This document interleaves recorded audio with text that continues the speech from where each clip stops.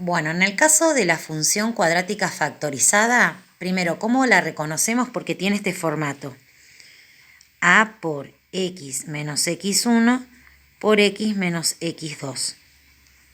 Entonces, en realidad, cuando tengo la función factorizada, lo que me está dando son mis raíces en forma opuesta, porque acá la fórmula me indica menos x1, o sea, el opuesto de lo que vale la raíz, y el opuesto de lo que vale la otra raíz.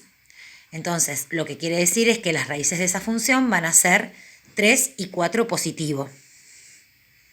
Eso es lo primero que podemos sacar.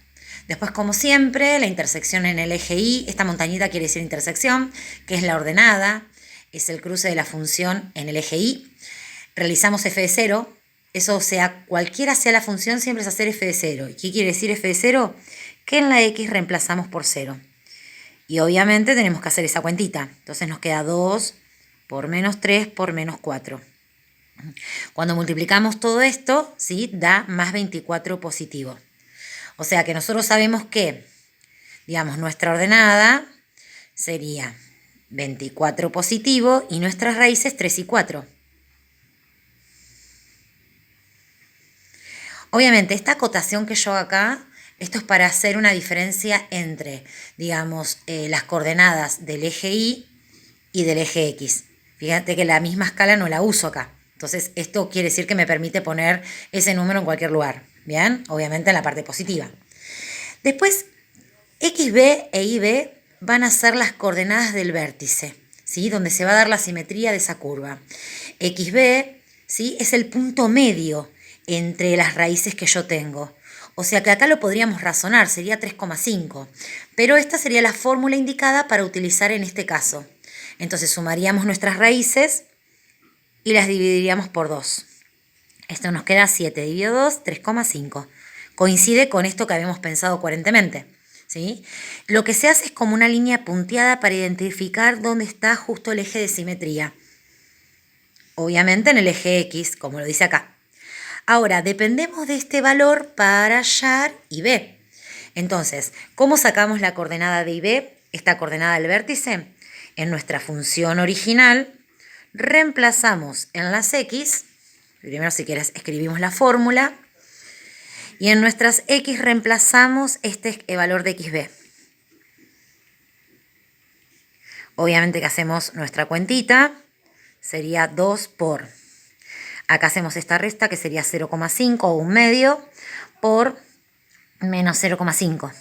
Entonces yo lo que voy a hacer es, lo voy a pasar a fracción para, ya que no tengo la calculadora acá a mano, para hacerlo más sencillo, si no podría cargarlo todo en la calculadora.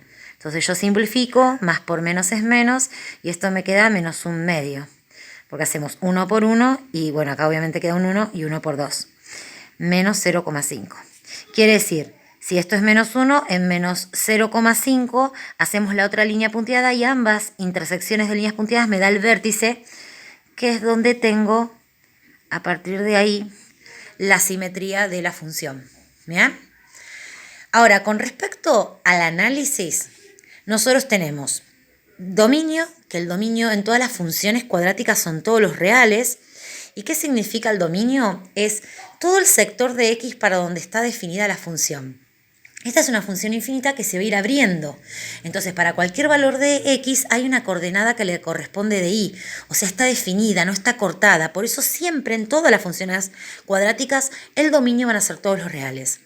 En cambio, la imagen es el sector de Y donde está definida la función. Entonces, si observamos, en el sector de Y de acá abajo no hay nada de la gráfica, pero a partir de menos 0,5 en adelante, la función sí está definida, está graficada. Por lo tanto, siempre va a ser, en realidad, una opción es desde este valor de IB, que es este punto 4, que lo marqué como 4, pero lo puedo sacar en otro momento, ¿sí? Sería desde menos 1,5 o un menos un medio hasta más infinito. O sea que en realidad podríamos definir que hay una fórmula para definir nuestra imagen. Esta sería una opción, y si no, cuando está graficada al revés, que lo vamos a ver con otro ejemplo, siempre va a ser de menos infinito a IB. Pero la idea es que lo podamos observar, así lo podemos comprender. Y este corchete lo que indica es que está incluido el punto, que pertenece a la gráfica. ¿sí? Porque recordemos que lo que quiere decir la imagen es el sector del eje Y donde está definida y a partir de ese punto inclusive. Pero lo miramos en Y, ¿sí? Esta coordenada que es el punto 4. Lo que definimos como conjunto de positividad y negatividad, mira, lo voy a escribir acá arriba, como para resaltarlo, son sectores del plano. Y se van a escribir en paréntesis siempre porque, como son sectores, ¿sí? Los vamos a definir con paréntesis. Y es el conjunto de positividad, todo aquello de la función que está por arriba del eje X. Entonces lo voy a pintar como para resaltarlo. O sea, yo acá tengo el eje X, todo lo que está de la gráfica por arriba es el conjunto de positividad. Pero se lee con respecto a X. Entonces lo que tengo que hacer es bajarlo al eje para poder leerlo. O sea, esta parte naranja es de acá en adelante. Entonces, como son dos ramas, va a ser la unión de dos paréntesis. Sería desde menos infinito hasta 3, o sea, hasta la raíz, y de la otra raíz, es decir, de 4 en adelante, o sea, de 4 más infinito. Y siempre va a coincidir con que un conjunto o el otro va a ser de menos infinito hasta la raíz, porque va a definir esta rama que está por arriba del eje, y en este caso de 4 de la otra raíz en adelante.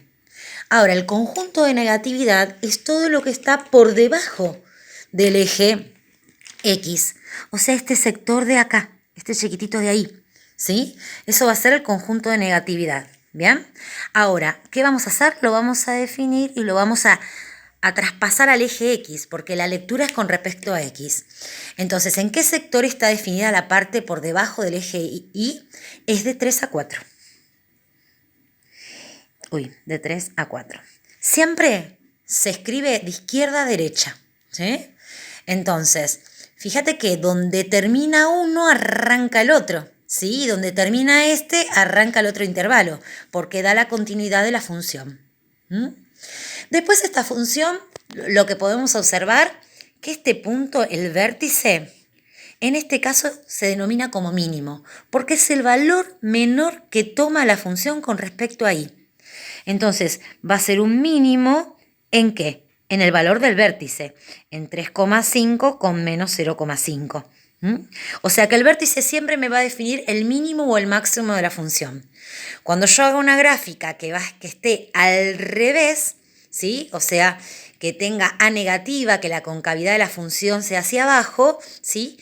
Esto va a ser todo al revés, pero bueno, lo vamos a ver con un ejemplo como para poder comprenderlo.